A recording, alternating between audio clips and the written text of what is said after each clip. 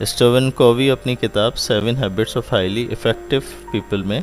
کہتا ہے کہ زندگی میں 90 اور 10 کا اصول اپنائیں، 90-10 کا اصول۔ زندگی کے حالات 10% وہ ہیں جو ہمارے ساتھ پیش آتے ہیں، اور 90% حالات وہ ہیں جو ہم ان حالات پہ رد عمل دیتے ہیں،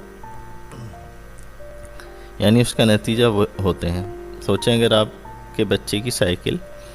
آپ کی دفتر جاتے وقت ٹکرا جائے تو آپ اسے خوب برا بلا کہیں گے، جبکہ وہ معذرت بھی کر لیتا ہے۔ پھر بھی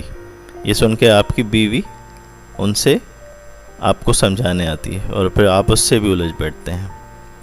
اسی اثناء میں آپ کی دفتر کی بس نکل جاتی ہے، مگر آپ اس حادثے سے بے خبر ہوتے ہیں،